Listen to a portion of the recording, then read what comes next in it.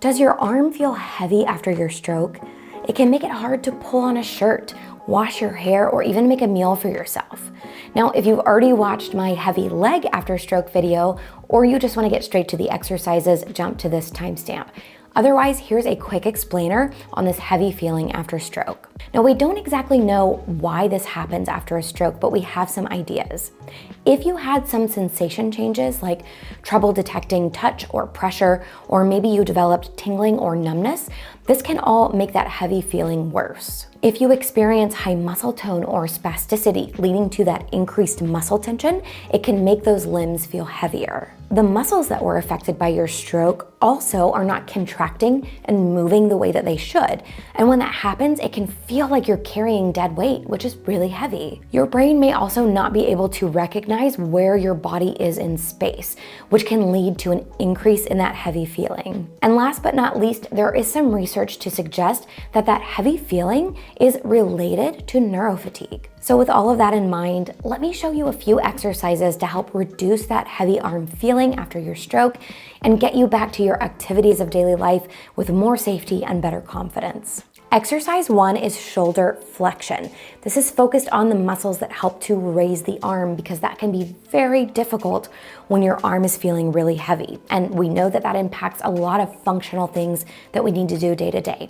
Before we get into that, let me just quickly note, I'm not focused on a specific number of reps and sets because we're focused on rebuilding brain-body connection and not necessarily strength.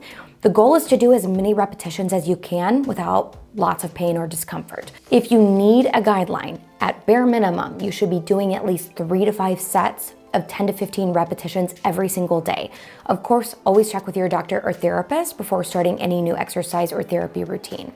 Now, for the shoulder flexion exercise, I've got 3 different modifications to show you. The first one, we're doing a tabletop version. This is best for survivors who do not have a ton of active movement and you need some support. So you're going to lay your hand flat. If you can't get it flat and it stays in a fist, that's fine too. But you're gonna try to get your hand down on a nice solid surface, push it forward to straighten out your elbow as much as you can, and then bring it back. You're pushing from the shoulder. Let's do 5 together. Ready? Here we go. 1, 2, 3, 4, and 5. Nice job. The second modification I have for you is an active assist range of motion. This just means that you're gonna use your unaffected side to help move your affected side. So what you're gonna do is clasp your hands together. You're gonna try to straighten out your affected arm as much as you can, and you're going to raise up to shoulder height and then slowly lower back down. Okay, ready? Let's try to do 5 of those together. Here we go. 1, 2, 3, 4, and 5. Nice job. The last modification is just an active range of motion, which is where you're just moving that arm through that range of motion. So you're going to try to independently raise up that arm to about shoulder height, slowly lower back down, and the exercise is done. Let's do 5 together. Ready? Here we go. 1, 2, making sure to keep that elbow as straight as you can. 3, 4, last one, 5. Nice job. Exercise 2 is shoulder abduction. This is where we're raising our arm out to the side. Functionally, we have to reach out to the side all the time. Maybe we're reaching in to get something out of the fridge. We don't always just reach straight out in front of us, and that heavy arm feeling can definitely impact our ability to do that. So I've got 2 different modifications for this exercise. The first is a tabletop abduction. So I'm gonna turn to the side to show you this one. This is best for survivors who don't have a ton of movement and do still need quite a bit of support for movement. What you're gonna do is try to push that arm out, and you're pushing from your shoulder, bringing it back in, pushing it out, and trying again to get your elbow straight as you can. So again, you can have your arm or your hand flat, or you can have it curled in a fist. Start where you are. Let's do 5 together. Ready? Here we go. Push it out. 1, 2, 3, 4, last one, 5. Great job. The second modification that I have for you is to just do this active range of motion. This is where your heavy arm is gonna come down by your side. You're going to try to raise it up to about shoulder height with your thumb up if you're able. If you're not, that's fine. And then you want to slowly lower your arm down. Slowly lowering is really important because you don't just wanna let it drop. This is all about control, rebuilding brain-body connection, so that we have got more of that control and getting those muscles back online, moving the way that they should. Let's go ahead and do 5 together. Ready? Here we go. 1,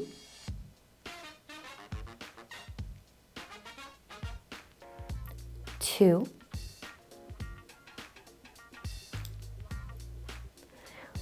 3,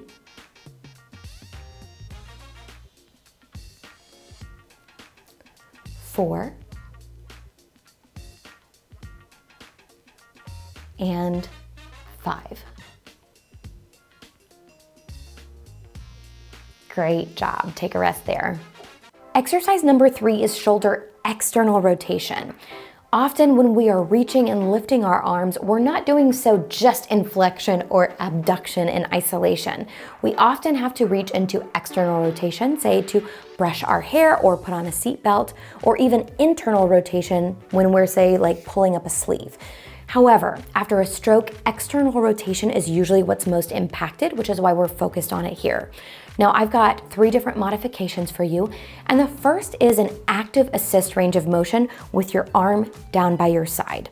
So what you're gonna do for this one is clasp your hand together, or even just put your fingers in your palm, whatever you're able to do. The upper part of your arm is gonna be in by your side, and you wanna push your forearm out and away from your body while keeping the upper part of your arm in by your side. Let's do 5 together. Ready? Here we go. 1, 2, 3, 4, and 5. Good. The second modification that I have for you is in this same position, but now you are going to actively try to do that motion without the assistance of your unaffected hand. So let's try 5 of those together. Ready? Here we go. 1, 2, 3, 4, and 5. Great job.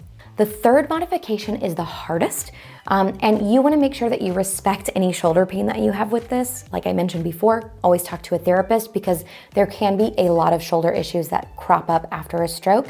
So make sure that this one is right for you with your doctor if you're concerned. You're gonna raise your upper arm up to about level with your shoulder. Your elbow is bent to 90 degrees, and you're gonna raise your forearm up and then bring it back down so that it's parallel to the floor. Ready? Let's try 5 together. 1, 2, 3, 4, and 5. Great job. All right, that's it for today. Please make sure that you check out my heavy leg after stroke video if that's something that you deal with too. And please leave me a comment and let me know what has been helpful for your heavy arm after your stroke. If you haven't already, subscribe to the channel and click that join button to learn more about a channel membership to post-stroke. If you're looking for other ways to support us, you can send us a one-time donation via PayPal or snail mail. You can become a Patreon member, or you can click that super thanks button down in the YouTube bar below. Links are in the description. A huge thank you to all of the donors who make videos like this possible, with a special thanks to Heather G, Ryan D, and Modus Nova in our Empower tier on Patreon. Thank you all so much for watching. I'll see you next time.